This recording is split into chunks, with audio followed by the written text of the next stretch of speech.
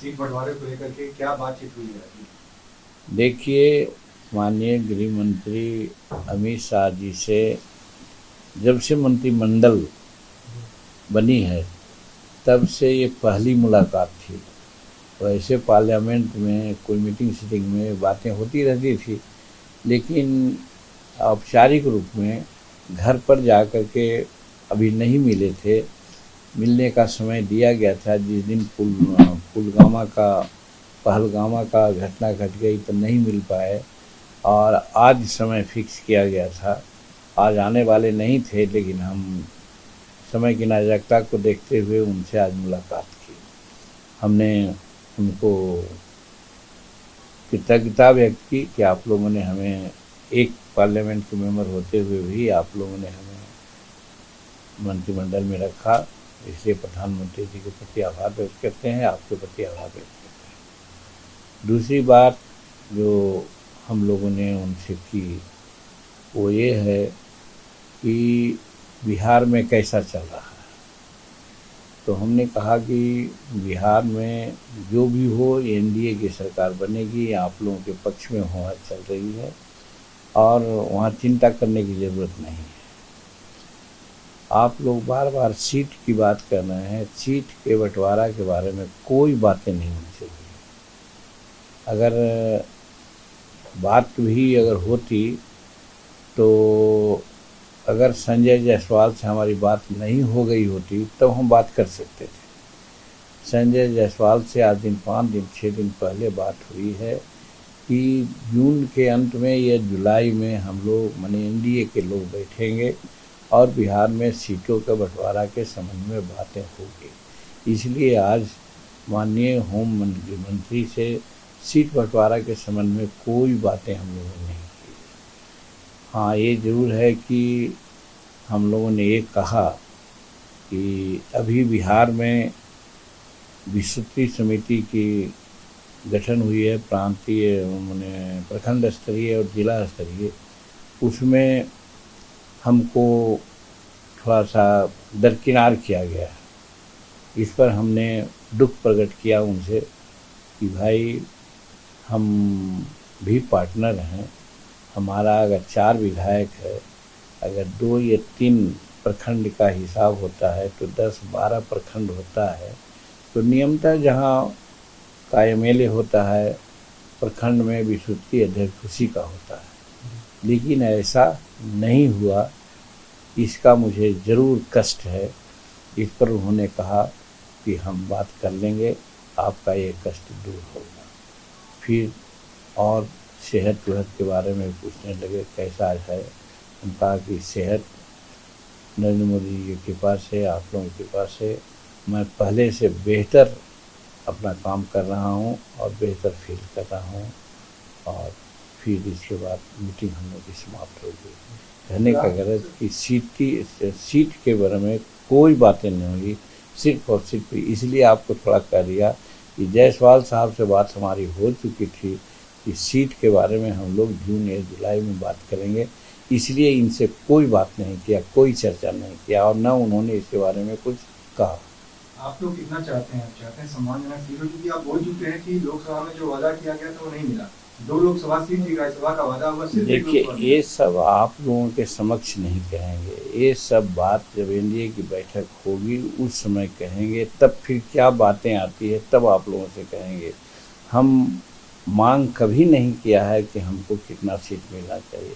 जो भी हम बात कभी किया है तो मीटिंग में किया है। जैसे हम 3 तारीख को फिर हम समस्तीपुर में जा रहे हैं जिला सम्मेलन करने के लिए, तो वहाँ कार्यकर्ता लोग जरूर कुछ बोलेगा कि क्या करना चाहिए। उस बातों के बारे में हम कुछ बोलते हैं कि कार्यकर्ता ऐसा बोल रहा था। वो राष्ट्रीय कार्यकारिणी की बैठक हो रही थी आज से 5-6 दिन पहले, उस समय कुछ लोग वहाँ बोले थे तो वो हम उनकी बात बोल रहे थे।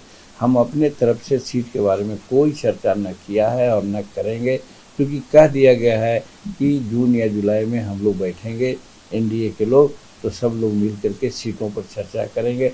चाहे 5 में जिसकी बात हो, सबकी चर्चा उसी समय होगी और सबको सम्मानजनक स्थान दिया जाएगा। मोदी साहब, ये जो 20 सूत्रीय कार्यक्रम को लेकर के आपने गृह मंत्री के सामने शिकायत की, ये बिहार का मामला है, नीतीश जी के साथ भी आपके अच्छे संबंध हैं, क्या उन तक भी आपने ये बात पहुंचाई है? और अगर नहीं पहुंचाई है तो इसकी क्या वजह है कि आप सीधे अमित शाह को ये शिकायत कर रहे हैं? नीतीश कुमार जी से ये बातें हमने नहीं की थी और न भाजपा के कोई सदस्यों से बात की थी, लेकिन एक मीटिंग हो रही थी हम लोगों का जिला स्तरीय या फिर कार्यकारिणी की, उसमें हमने कहा अपने प्रदेश अध्यक्ष के और फिर राष्ट्रीय अध्यक्ष को कि आप लोगों को विसूत्री का गठन के संबंध में बात करनी चाहिए थी, आप लोग क्यों नहीं बात किया? बल्कि हमने एक संरक्षक के रूप में और गार्जियन के रूप में उन लोगों को हमने फटकार लगाई कि आप लोग के सामने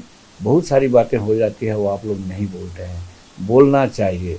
इस बात की चर्चाएं हुई तो फिर उस समय भाजपा के नेता लोग भी, संजय जायसवाल भी आकर के हमसे बात किए। फिर आपको दिलीप जायसवाल जी जो अध्यक्ष है उन्होंने भी बात किया, भाई साहब विसूत्री में कुछ गड़बड़ी हुई है, उसको सुधार लिया जाएगा और उसके अनुसार हमसे सीटों की बात मांगी गई, नाम भी मांगा गया। तो हम अपने राष्ट्रीय अध्यक्ष को ऑथराइज करके कहा कि आप अपना प्रखंड स्तर पर, जिला स्तर पर, प्रदेश स्तर पर जहाँ भी विसूत्री संबंध में हम लोगों को नोटिफिकेशन नहीं मिला है वहाँ तुम अनुशंसा कर दो। अनुशंसा कर दी गई है आज से 1 सप्ताह पहले। अभी आना बाकी लिस्ट है कि हमको कहाँ कहाँ फिर पुनः समायोजन मिला। पांडे जी, एक सवाल और है कि 7 सीटों पर 2020 में आपकी पार्टी लड़ी, 4 सीटें जीती, लेकिन भारतीय जनता पार्टी उसी गया जिले में 3 सिटिंग सीटें जिसमें वोट गया है और 2 और सीटें जो हार गई। तो आपकी पार्टी की जो स्टेट यूनिट है वो चाहती है कि जो सिटिंग सीटें, जो हारी हुई सीट बीजेपी की है, वो उन्हें दे दे स्ट्राइक रेट पर। ये सच है या डबल डिजिट पे आप सीटों की संख्या चाहते हैं? देवी, एक फार्मूला है। एक फार्मूला ये है कि हमें सीट कहाँ मिलनी चाहिए, तो ये सब चर्चा एनडीए की बैठक में करेंगे। आपके नज़दीक इसकी चर्चा कैसे करेंगे? हम इसकी चर्चा नहीं होनी चाहिए। हम लोग एनडीए की बैठक होगी उसमें चर्चा करेंगे। तो जाहिर सी बात है कि जहाँ वो अनकम्फर्टेबल समझेंगे तो हाँ हमको देंगे, हम जहाँ कंफर्टेबल समझेंगे वहाँ सीट मांगेंगे। लेकिन ये सब बातें एनडीए की बैठक में तय। डबल डिजिट पर चुनाव लड़ेंगे आप?